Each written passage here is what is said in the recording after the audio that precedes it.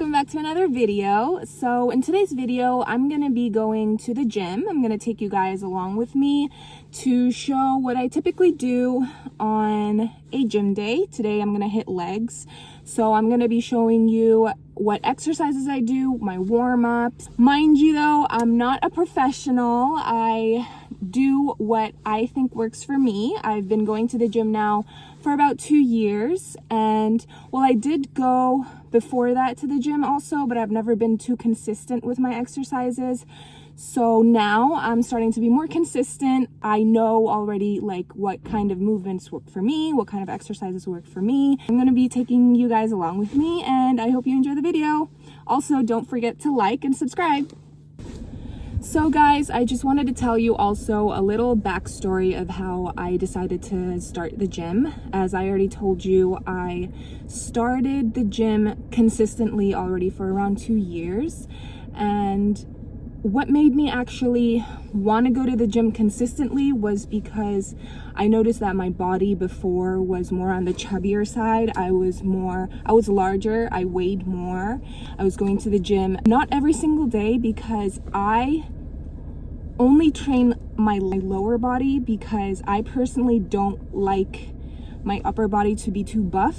So I do light exercises for like my upper body, like my arms, but I don't really concentrate on my upper body. I just concentrate more on my lower body. I have talked to many personal trainers, and I found one nutritionist for my like how I'm supposed to eat and stuff like that, my protein intakes and everything like that. In the beginning of my journey, I actually weighed 80 kilos and I wasn't too comfortable with my own skin. I wasn't too comfortable in my own body. And so that's why I took taking care of my body and what I put inside my body and how I take care of my body more seriously. And since I've been doing that, I have lost a lot of kilos. I've lost 15 kilos. Now I weigh 65. And I like how my body looks. I am comfortable in my body, but I'm not at my goal. My goal would be 60 or even 58 kilos. So I'm still working towards that. I'm eating healthy. I'm doing the things that I'm supposed to do. I'm comfortable to say that I know what I'm doing now. I know what I should be eating, what I should not be eating, even though I do have cheat days, obviously. But yeah, guys, that was the backstory, and come with me to the gym now. Hi guys, so of course I forgot to tell you that this is going to be a voiceover styled video. So I'm going to try my best to explain everything that I'm doing throughout this workout. Starting off with warm-ups. Warm-ups are super crucial before any type of workout. It helps loosen up the muscles and joints. It reduces stiffness, which of course lowers the risk of injuries during your workouts. It has so much benefit, such as increases your blood flow, improves your flexibility. It also helps you perform better during your workout. So you're actually going to see many types of dynamic stretches during this warm-up, such as some leg swings, hip flexors, some warm-ups for my quads, some hamstring curls, some side lunges, etc. So I typically spend about 10 to 15 minutes per warm-up. I really focus and I really feel every single warm-up as I'm doing them. I'm not rushing through it. I'm taking my time because I have neglected and rushed through warm-ups in the past. And boy, did that not end well for me. My whole body was aching, I was super stiff, and I did not want to go to the gym for a while. Also, just dedicating around 10 minutes a day for a warm-up or like a light exercise is gonna be super duper beneficial for the long run. Like as you get older, you can increase your blood flow and you can increase your oxygen delivery. You enhance your muscle flexibility, you can improve your joint mobility. Like there are so many benefits of just doing warm-ups in general. And obviously you prevent, the chance of injury as well.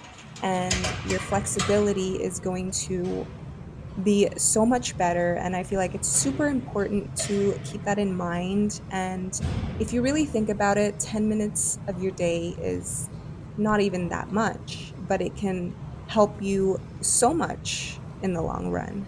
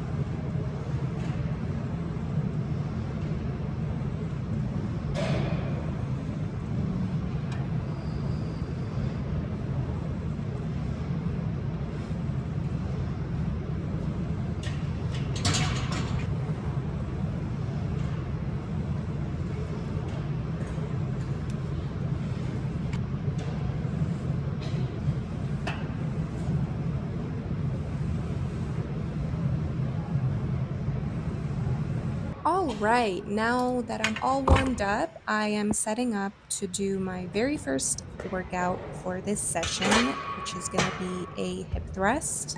My gym has a Smith machine, which you can also do a hip thrust with, but it was all taken. So I'm using like this free bar situation thing. Now, what I usually do for my hip thrusts is I do 8 to 10 reps of standard hip thrusts, then I go straight into 8 to 10 calf glute bridges, then straight into an 8 to 10-second hold at the top. Now, a really important thing to note while hip thrusting is that you really have to perfect your form or else you're going to really mess up your back. Some tips that I would give is you don't want to arch your back whatsoever. You don't want to overextend. You don't want to hyperextend your hips as well, because all of that will lead to a messed up lower back. And mind to muscle connection is very important during any type of workout. Also, like the feet placement is super important. If you put your feet too far apart from your hips, you won't be able to fully engage your glutes because that's where you're targeting. But then if they're too close and you go beyond your toes, you can also kind of mess up your knees. So you got to kind of play with the placement of your feet. I usually place my feet like more or less shoulder width apart, and then I like to point my feet slightly outwards because for me, for my body, I feel the burn better this way. Also, when you're doing a hip thrust, you don't want to cut your movement short. You want to make sure that your hips are all the way down and then drive them fully up to reach the peak of the position where then your hips are aligned with your knees and your shoulders. Like I said before, you don't want to overextend. You don't want to go beyond that straight line that I was just talking about because you are really, really going to mess up your lower back. Now, the difference between a hip thrust and a calf glute bridge is mainly in the range of motion. So, hip thrust, you go all the way down and then all the way up, whereas calf glute bridge, you don't go all the way down, you stop midway and then you go all the way up. And also, hip thrust, it targets the glutes, but it also targets hamstring, quads, and core. Whereas calf glute bridge, it targets more of the glute area.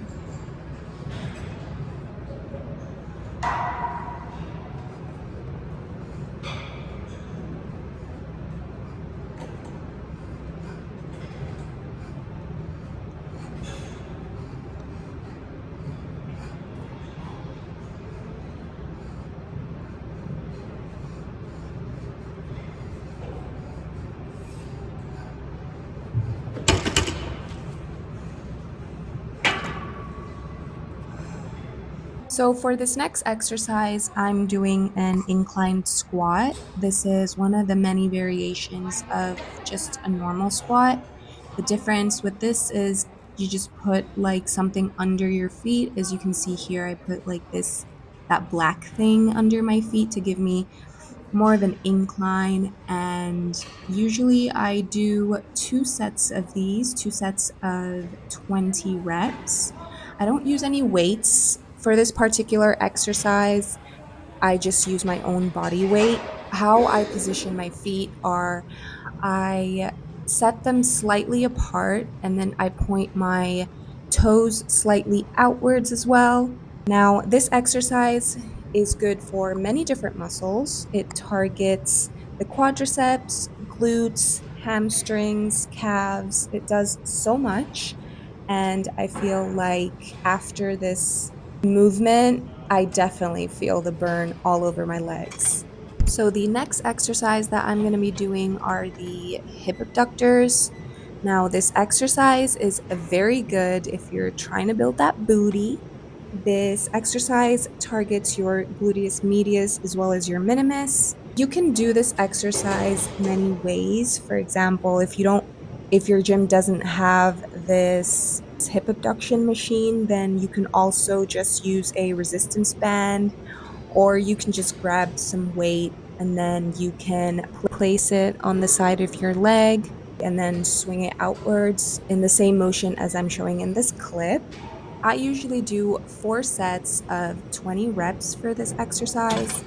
I don't use a lot of weight, and I definitely recommend not using a lot of weight because if you are targeting a higher rep range, then it's going to burn. And if you do put too much weight, you won't actually feel the burn that you're supposed to. You're just gonna kind of suffer because it's too heavy.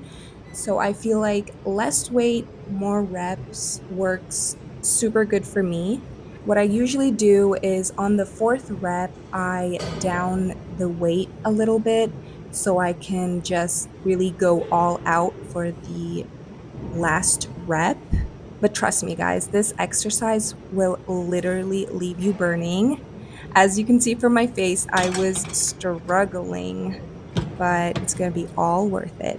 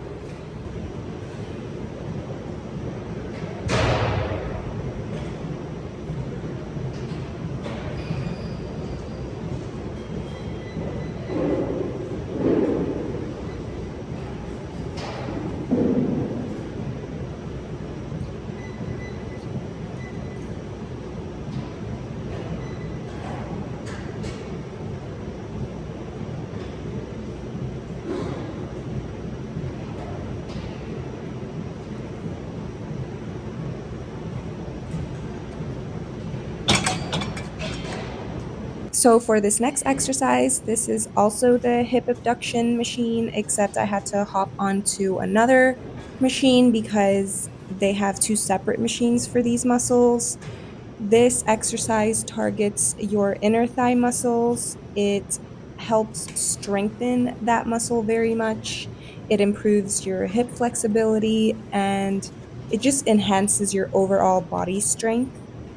For this exercise, I typically do 4 sets of 15 to 20 reps.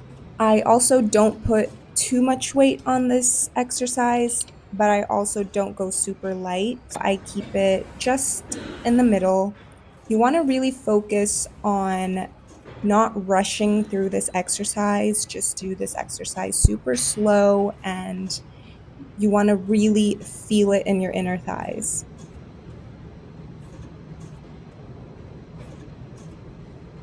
Also, very important to have rests in between your sets. I usually rest for about 20 to 30 seconds in between sets. Resting is super important because it stimulates muscle growth. Rests allows the muscles to recover slightly, which helps prevent overtraining while still giving it the time it needs to adapt. This is particularly important when you're training for muscle growth, as I am training for muscle growth. So it allows for optimal time under tension during each set. So in general, breaks or rests in between sets allows your muscles, your nervous systems, and mental focus in general to recover, which can definitely optimize your performance during your workouts. It will help you avoid injuries and just overall enhances your workout results.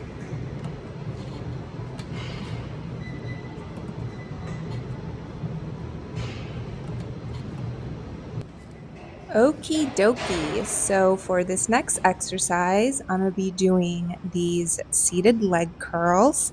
There are two different kinds of leg curls. There's the seated one that I'm doing, and then there's one where you're lying face down on the machine, and then your knees are like slightly bent up. So for this exercise, I typically do 3 to 4 sets of 10 to 15 reps. So this is an isolation exercise that targets your hamstrings. Now it's very important also to use proper form and avoid overloading the machine with excessive weight to prevent strain or injury to your knees or to your knee joint. Also, you want to keep in mind that your back has to be straight up against the seat to avoid lower back pain or back pain in general. And I also recommend not going too heavy on this exercise because if you do go too heavy, you can really mess up your back. But just concentrate on mind to muscle connection and then keeping the proper form.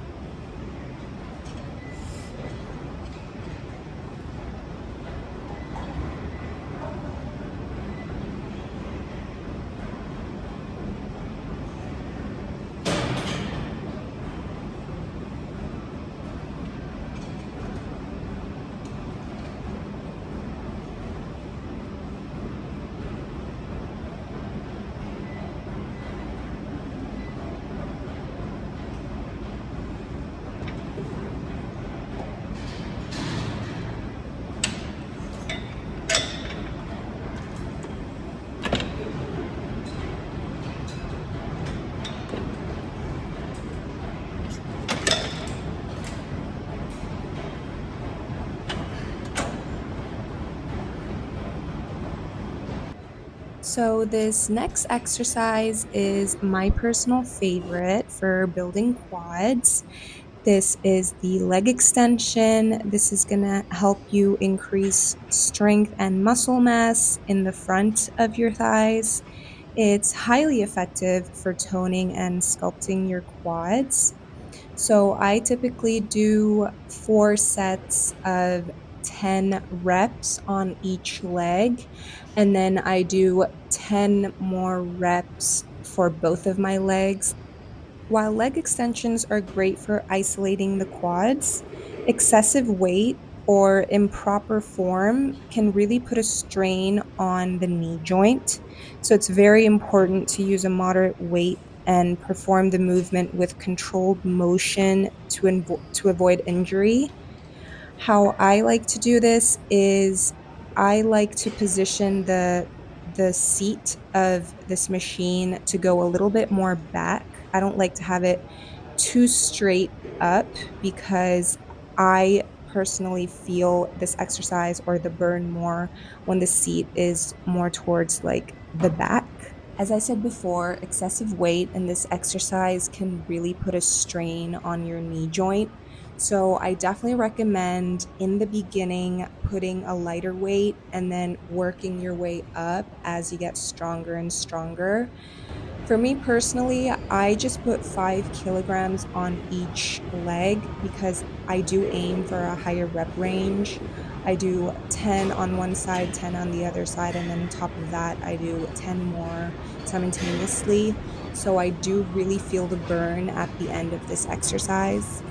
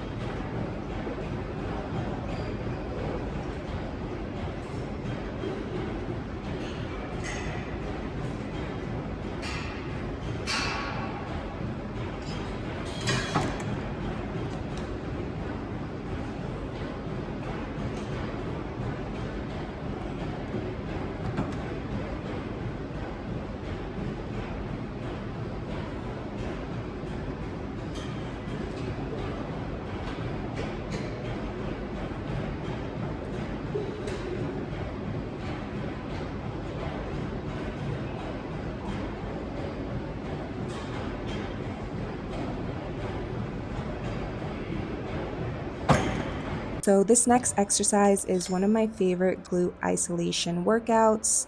This is the cable kickbacks that I'm doing on this cable machine. It targets my gluteus maximus, and I typically do 4 sets of 10 to 15 reps per leg. So how to set up for this cable machine is you just attach the ankle strap on the low pulley of the cable machine, and then you want to adjust the cable height to the lowest setting so it's at ankle height when you're standing. And then the way that you want to position yourself is you got to stand facing the machine and secure the ankle strap to your ankle, so the working leg. And then for stability, you can hold the machine or the handle. And then you want to position your feet hip width apart and take a slight step back from the machine, ensuring that your body is upright and core engaged. And then you want to maintain a neutral spine by engaging your core muscle. Of course, you want to avoid arching your back, and then you don't want to go all the way forward. You don't want to lean all the way forward. Of course, for different body types, it's different. But in my personal opinion, if I'm too straight up, I don't really get that mind to muscle connection. So I tend to go a little bit more, like I lean a little bit more, but I don't go all the way down. And then, of course, you want to slightly bend your standing leg for stability and support.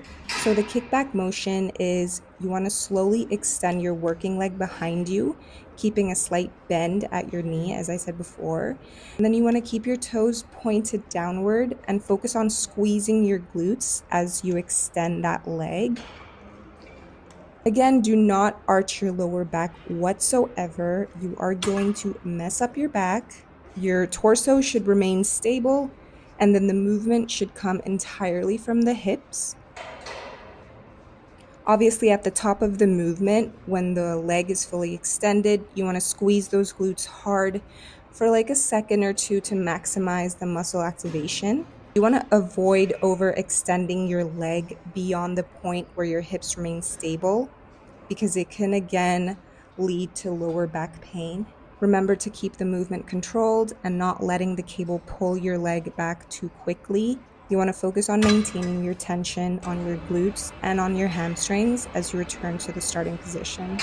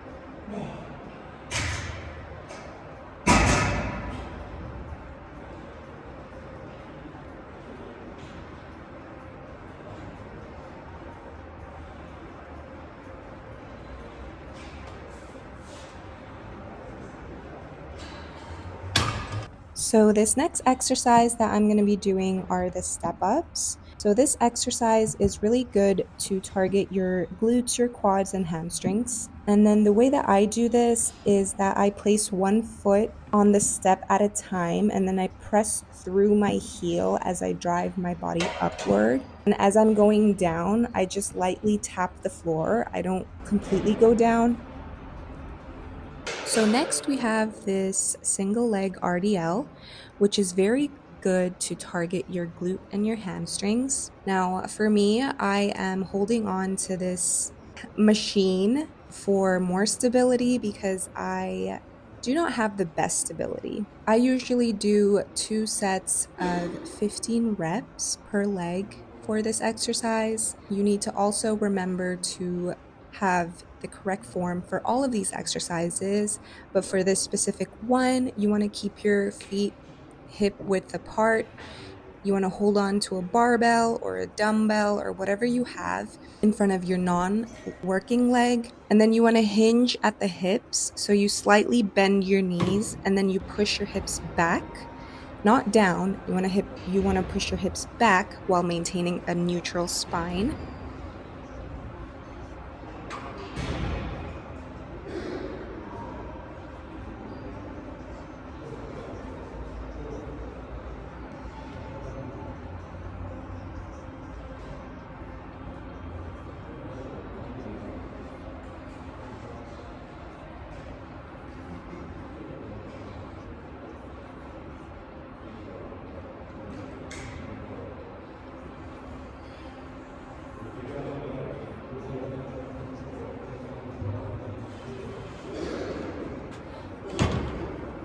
So next we have this single leg RDL with rotation. I like to include 2 different types of RDL variations to my sessions. So the first one was like the normal single leg RDLs, and this one is like a single leg RDL with a twist. Everything remains the same. The only difference is that you rotate your torso towards the leg that's standing, keeping your shoulders and hips square. And you also you can go heavier on this exercise, but I just like to keep it on the lighter side because I really want to focus on that mind to muscle connection instead of struggling because the weight is too heavy.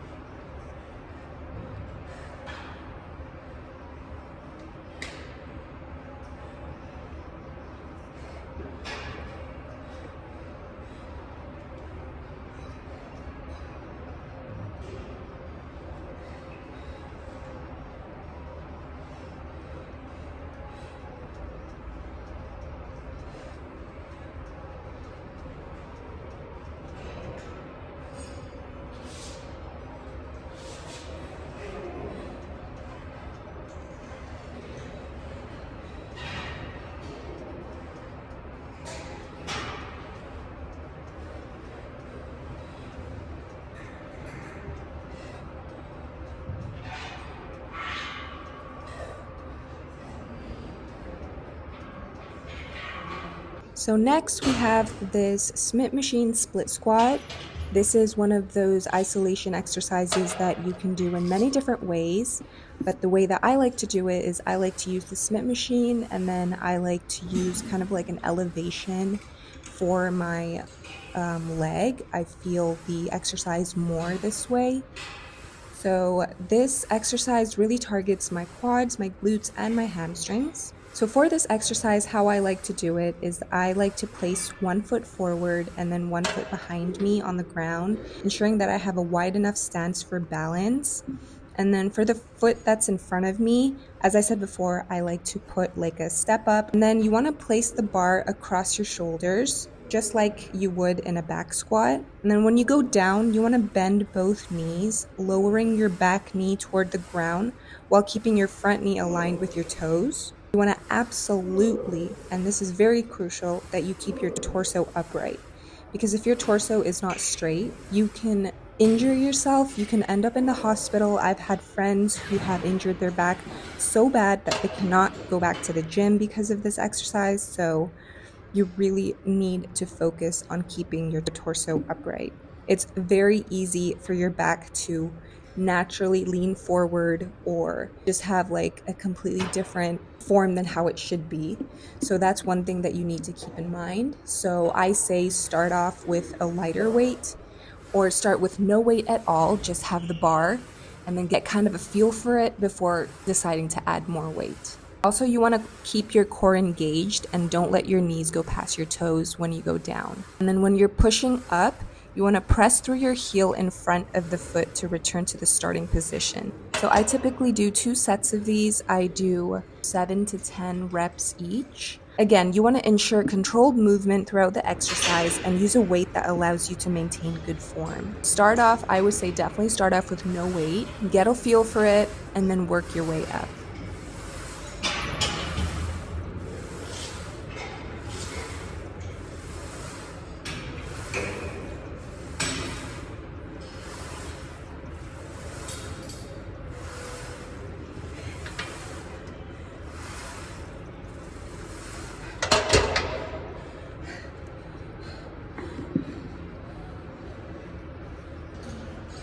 So at the end of my workout, I usually end it off with these hyperextensions.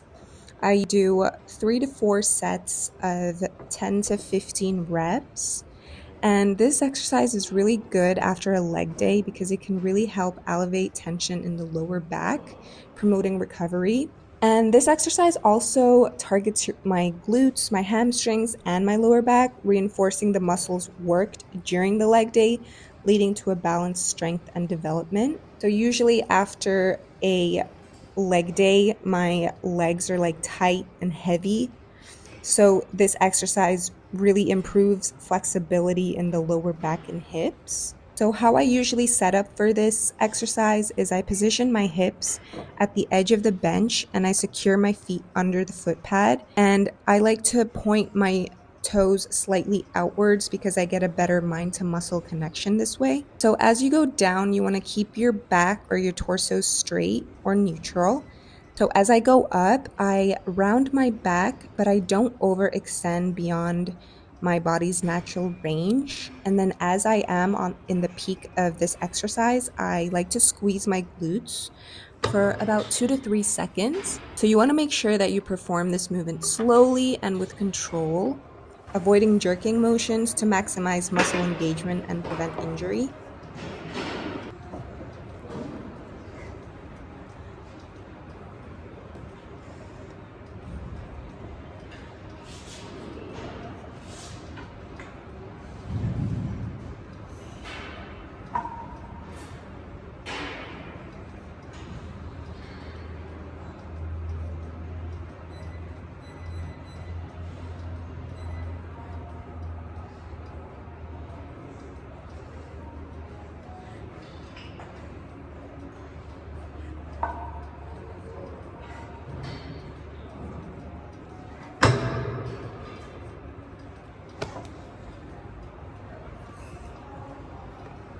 Okay guys, if you made it till the end of this video, thank you so much for watching. I hope you enjoyed it, and please don't forget to like and subscribe to my channel. See you next time!